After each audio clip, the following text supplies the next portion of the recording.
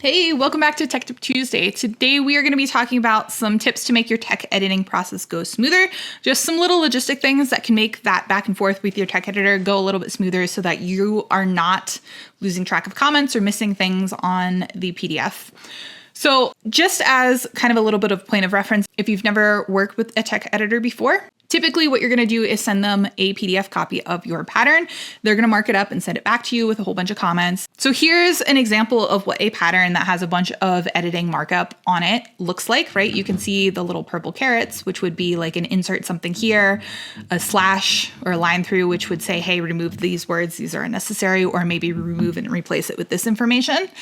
And then highlight fields, right? Different things like that. But each of these is going to be attached to a comment in the comments pane on Adobe Acrobat. At least frequently other PDF patterns will function very similarly as well. And you'll get a comment for each of these pieces of markup, right? So this is generally speaking what you're going to see when you get your pattern back from a tech editor. There's going to be a bunch of these comments, and then it's up to you to work through them and figure out what you're going to implement and what you're going to ignore. So let's talk about some best practices for keeping track of all of this and making sure that this tech editing process goes smoothly and you're getting the most out of it that you possibly can.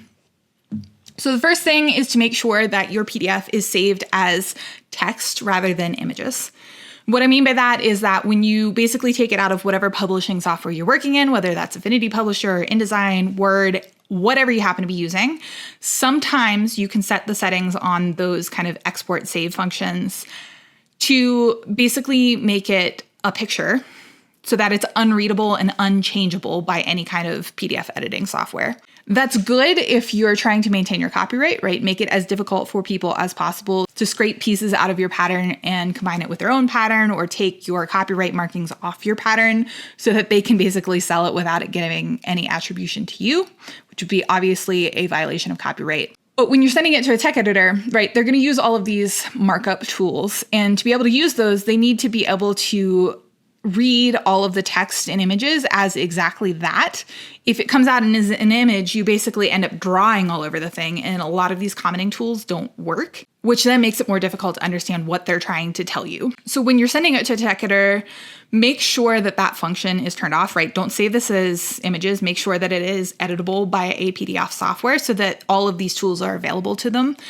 If you want to save it as an image later for publication, right, like that's the PDF that your customers are getting when they purchase a pattern, that's totally fine. But at the tech editing stage, you really want to make sure that you are getting text, readable text, not images, so that all of these markup tools work. The second thing you want to keep in mind is to make sure that the pattern that you're sending them is under 25 megabytes. You'd be surprised. I see this a lot coming out of like Affinity Publisher. Sometimes if you don't have the export settings set correctly, or you've embedded really large images into the pattern itself, that file is going to be enormous.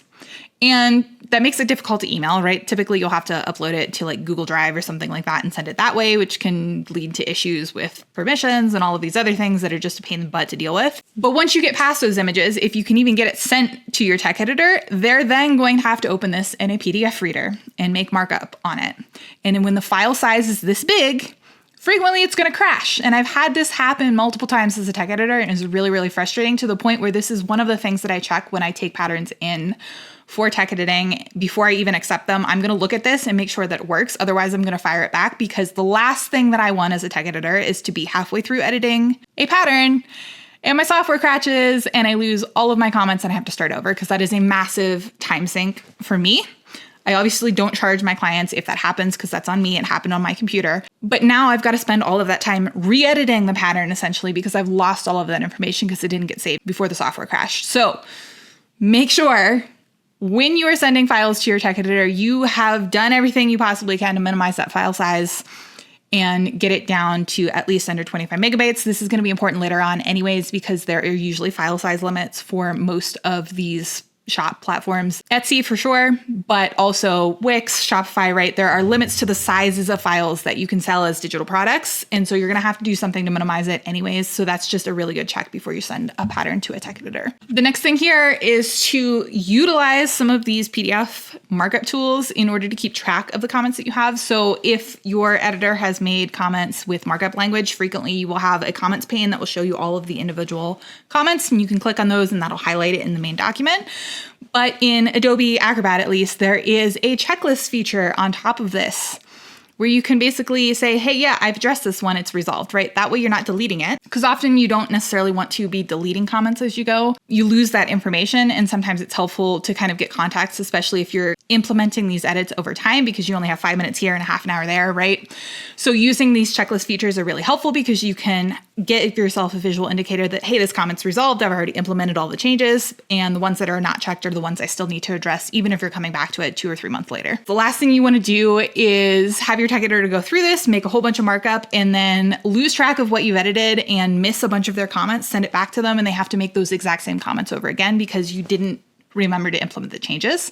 So using this kind of like checklist feature is really, really helpful to make sure that the process goes smoothly and also minimizes the amount of time that you need to have your tech editor taking second and third looks at your pattern. Now, the last thing is also very important, and that is using file naming to help keep track of the revisions. And if you're only sending your pattern once to a tech editor, you're not sending it back for a second or third pass, this is less important. But if you do tend to do that, right, you've made major changes and you want to have them look at it again, make sure that you put like a V2 or a date on that file so that you know which one's more current. The last thing you want to do is start editing an obsolete file. So now you're making changes to something that isn't even the most current version, or worse, you send not the most current version to your tech editor and they're basically re-editing a pattern they've already edited, even though you've already addressed a lot of those changes.